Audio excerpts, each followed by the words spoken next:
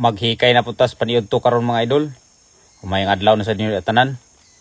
Karon buka sa kahoy dinhi kay magluto na punta. Naday mi karon gyapon dinhi sa among gihagutan tung una.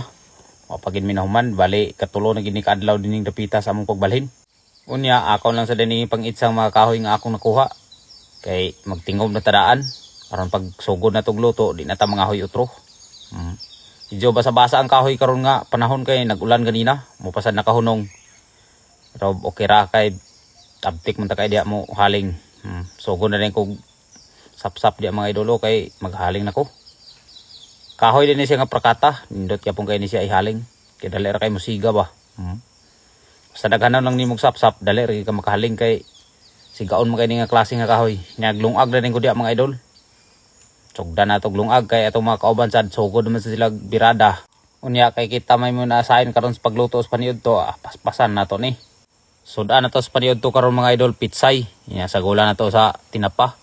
Gisado ra birada dani. Ang akon ning ipanghagbatan ng pitsay dinyo, panghugasan. Aron nga masugdan na na tog luto. Dire ra gyapon ko sa pa nag luto mga idol kay plaster man nya patag. O dinhita. Aron nga nindot kay atong mga pagpamahon-pahon ba. Plaster kay atong mga tirada. Yan na sa mga pangsagol na to. Ato na sa ning ipanghagbatan dayon. Nasa tay okra di o. Pang padadanlog ba. Lami ya po ngayon ng utan nga okra. Padugang na. Tumakauban kumbate na sila asnit. Nya nasa nindot kay din nga kahoy o anuling. Nya mga alamay diya nga klase nga ba ka pang tubong na nito sa mga kauban. Panglampas nila. Eh, aron nga mahinlo ba. Mawanhawan sad gamay. Nya sugod na itong tungtong mga idol kay sugdan na ito ni glutong utan. Tagisara ko diya sa mga lamas diya ginagmayo. Nya muna na itong utan. Nya ang subak din na nga tinapa nga 2 kabok. Giunan ako ni gisa kay aron nga sunop gid ang kuan ba. Lami dito sa utan. Lami na sad kay itong pagkaon karon mga idol. Sudan tos pa dito. Wasa tay karni-karni karon kay urag sumulan man ta. Pila man ka adlaw ditong unang mga adlaw, kaon pa ta karni. So dire gulay sa ta, gulay. Kay mumay ni O grasya gyapon kay mga idol. Pakal siya po ni karon sa among paniudto. Nya gilunod na ako ning kuan, sibuyas dahunan.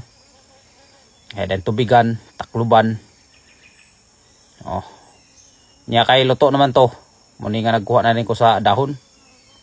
Kay aron nga plastaran na sa nindini among kanan. Budol pait ra gyapon birada mga idol.